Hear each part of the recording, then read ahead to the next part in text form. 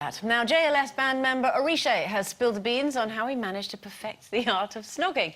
He's revealed he used to practice on his Mariah Carey poster when he was a teenager.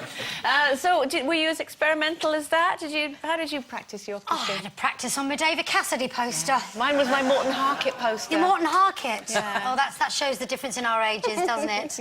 I think I was in my 20s when our were about. I think David Cassidy and David Essex, I left a few little marks on the posters on the walls with those.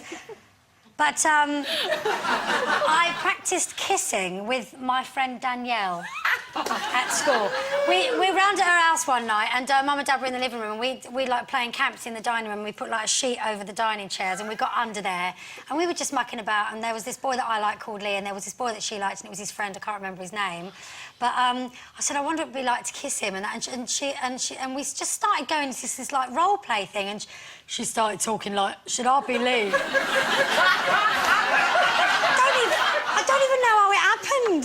And she went, I'll be Lee. And so I started saying, oh, how are you, Lee? She went, I'm all right, Lee, so how are you? And the next thing I know, we sort of got our arms around each other and we had a kiss. I think it's brilliant. Oh, 13, I think, something like that. This is the joy of going to stage school. But it was great, it was lovely, and I learnt a lot from Danielle, and I want to thank her wherever you are today. I learnt a lot from you. I didn't go to stage school, so I had no girlfriends who would, you know, pretend to be blokes for me. So I had quite an intense relationship with my pillow. I used to pretend in my head that I'd booked into a hotel, because I was 12, right? That's what I did. So I booked into this hotel, and oh, there was only one room left, but a gentleman had come at night, and he needed somewhere to stay. Would I mind if I shared the bed with this... Well, it was a pillow, but I pretended it was a bloke. And I used to snog this pillow. I can't believe this. I can't even remember my first kiss. I kind of spent... All I remember is moving straight on to losing my virginity. I think... When I was at school, I remember girls used to smoke behind the bike shed and suck on cigarettes and kind of practice kissing on a cigarette.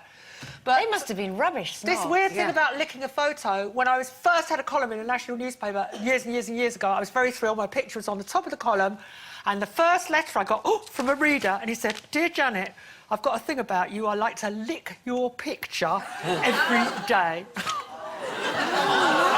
Did you say where? Like, was it a full length or a headshot? It was just my head. Oh, he just licked my head, and I was wearing Until you fell to pieces, until you turned into papier-mâché. Yeah. Perhaps he was a stamp collector. I had my first snog at Girl Guide camp, and because I'd been naughty, I'd been put on pan-washing duty while all the other guides went out for a walk. I was quite clever. I didn't want to go for a walk. I'd rather scrub a pan, because there was a field next door of Sea Scouts. So as soon as they'd gone for this walk, it was like, come on over, you know. So I was having a snog with, I was about 12, with a boy called David, and the guide captain came back, and she was so angry, she was so cross. She was a tall woman, she was like you, Janet. She reached a branch of a tree. She reached up and she grabbed a branch of a tree, she snapped it off the tree, and she brought this branch down on me and this, because I was rolling around on the ground with this lad. And she brought it crashing down on that. Get off! Was it like the whole Basil Fawlty with the car thing? Yeah. Wow. Nothing's ever been as exciting, ever since. Right, it's break.